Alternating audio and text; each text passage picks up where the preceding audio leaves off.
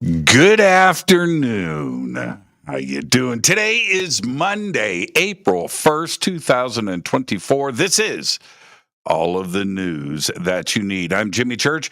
Happy April Fool's Day, everybody. Today's news is not April Fool's Day news, though. No, it is not. It is all the real deal. All right. I want to remind everybody we're kicking off another week here on Fade to Black. And tonight, Jason Quitt and Paul Seaburn will be with us. Jason is with us for the entire show with the breaking news about the ET signal that has been decoded. So we're going to be doing that. And then Paul Seaburn will also join us on the show tonight to talk about April Fool's Day and the best April Fool's Day pranks. We're going to be doing that tonight on the show. And also tonight, we're going to give away a pair of tickets to DisclosureFest.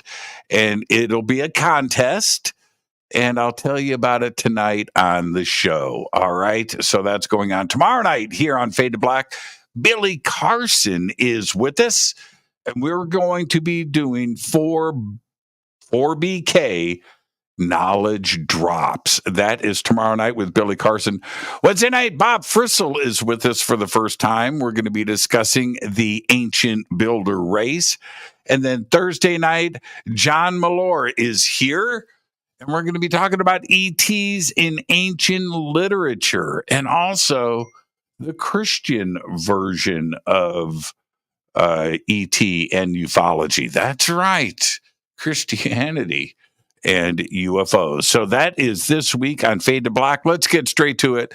On this day in history, 1946, an undersea earthquake off the Alaskan coast measuring 8.6 magnitude triggers a massive tsunami that kills 159 people in Hawaii. On this day in 1946, Fader fact, I didn't know this. British military tanks are equipped to make tea. Each tank comes equipped with a boiling vessel for tea time. That sounds like an April Fool's Day prank, but it's not. That is your Fader fact. All right, let's get to the breaking news. Also, it's breaking today on April 1st, but it's not an April Fool's Day.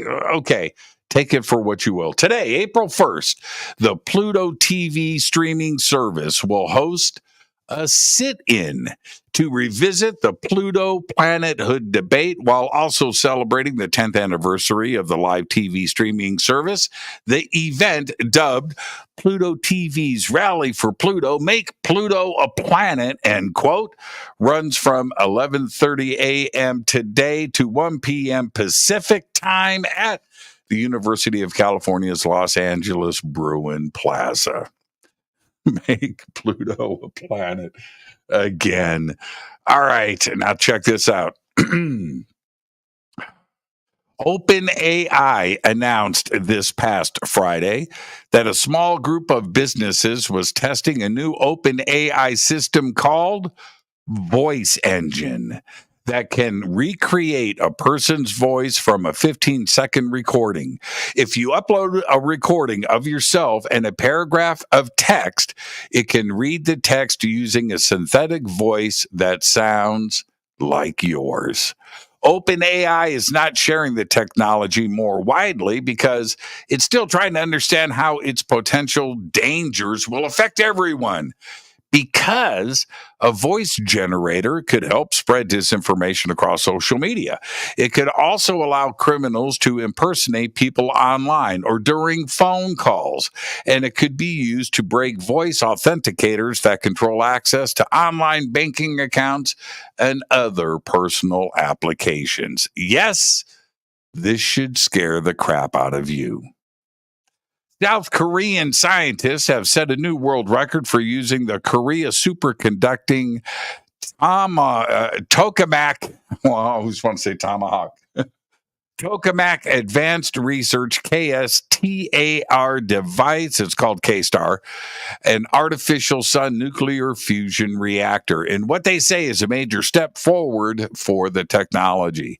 The team was able to generate plasma temperatures of 100 million degrees Celsius, 7 times as hot as the sun's core, and they did it for 48 seconds, indicating we're finding new ways to confine the stuff and potentially turn it into a viable source of power for longer periods. The facility's previous record, set in 2021, was just 30 seconds. The goal is to eventually sustain temperatures of over 100 million degrees Celsius for 300 seconds by 2026, at which point researchers could find new ways to scale up operations. Now, this isn't the only test going on. Using the Joint European Torus in the UK, researchers set a new fusion energy world record earlier this year, producing 69 megajoules, enough power to power 12,000 homes.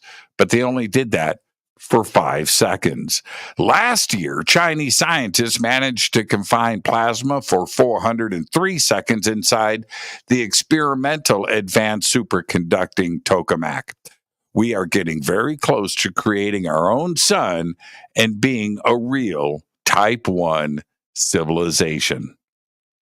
Researchers are exploring the world's most powerful laser, which is now functional in a research center in Romania. The French technology company Thales runs the laser at the European Union's Extreme Light Infrastructure ELI Center, located close to Bucharest, the capital of Romania. The equipment at ELI produces the shortest and strongest laser pulses in the world. And they do it by amplifying, compressing, and extended an extremely brief laser pulse over time. They're hoping they can use it to blast space junk orbiting the Earth. And that's their story. I'm just going to stick with it for now. The Terracotta Army shoes, you remember the Terracotta Army? The Terracotta Army shoes are revealing secrets of ancient Chinese footwear. An analysis of the sculpted shoes on the statues in China's Terracotta Army, which dates back to about 2,200 years, suggests that their real-life soldier equivalents had surprisingly flexible footwear. Shoes worn by the warriors of the first emperor of China were surprisingly flexible and slip-resistant. They had slip-resistant soles, according to a reconstruction of the ancient footwear. The replicas help build a better picture of what the Qing Dynasty soldiers may have worn and how they may have aided them in battle. The Terracotta Army was discovered back in 1974 near Xi'an, China, and is formed by more than 8,000 sculptures. Germany's new law legalizing recreational pot, that's right, came into effect today, April 1st. And that is not an April Fool's joke either. At midnight, hundreds of people in Berlin held a smoke-in at the Brandenburg Gate to publicly consume marijuana and celebrate decriminalization. Germany is the third country in the European Union to legalize recreational use of pot, after Malta in 2021 and Luxembourg in 2023.